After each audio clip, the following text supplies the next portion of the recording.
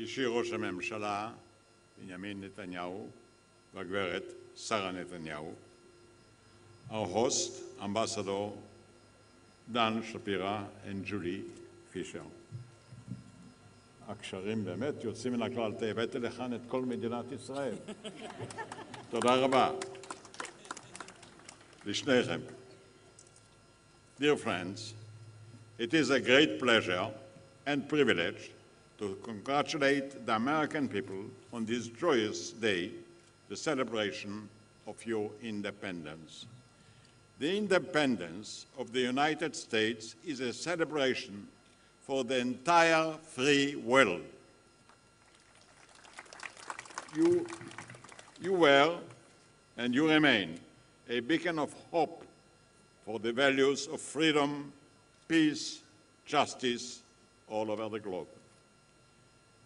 In the last 237 years, America has been the most successful experiment in history as a state, because it's aimed to improve the humane, civil and political conditions for all men. It became a republic of human rights.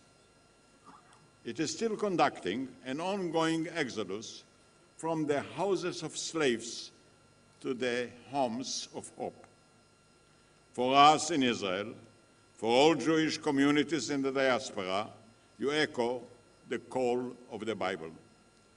The pilgrims who arrived to America on Mayflower and the founding fathers who wrote the American Constitution carried the vision of the prophets they called New Zion, and that is true to this very day.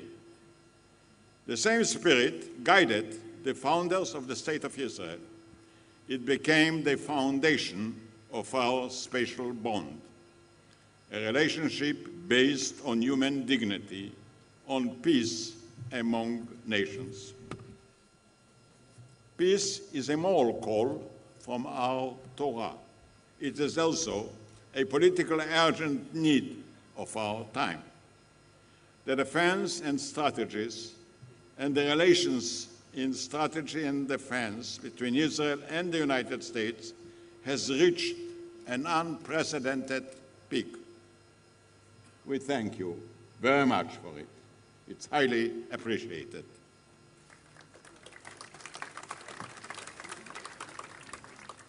The importance of the cause of peace was emphasized by the eloquent address of President Obama during his recent visit to Israel and underscored by the mission of Secretary Kerry. He demonstrated that a two-state solution is accepted by the majority of the two peoples, the Israelis and the Palestinians. There is no realistic, peaceful alternative to the two-state solution. During his recent visit, President Obama injected a much-needed dose of optimism in the future.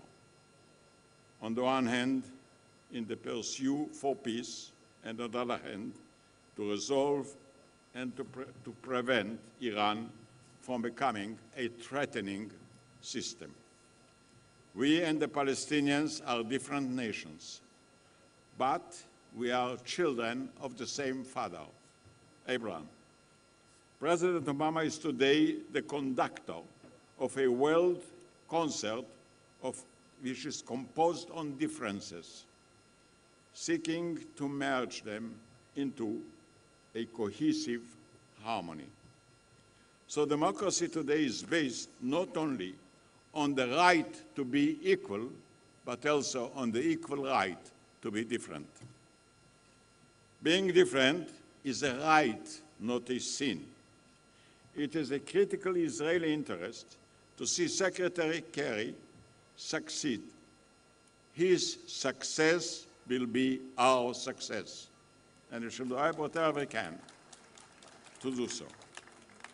It is essential to maintain America's role in the Middle East and its global leadership. Israel is and will be a team player in the American-led international coalition to prevent Iran from acquiring a nuclear capacity. We cannot allow for a regime driven by hegemonic ambition to tear apart our region, its people, and to endanger our life.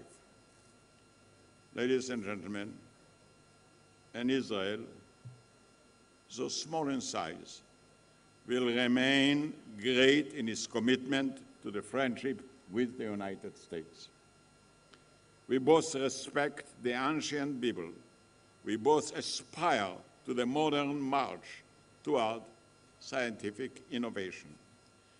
A multitude of joint ventures have been launched this year, and many more opportunities for cooperation are ahead. Even in the non-democratic countries, it is possible to democratize the supply of food and health by scientific effort. It was proven by our countries, and we are willing to offer our experience to our neighbor to overcome sickness and starvation.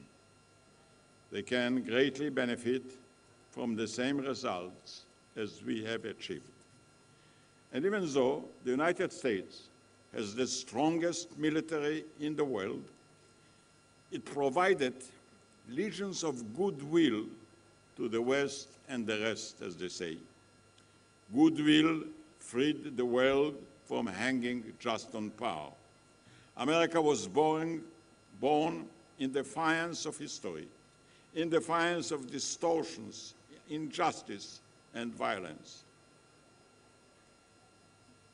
We, together, will continue to do so. What America did is a slap in the face of the wrongdoers in human annals. America and Israel are first and foremost ideas.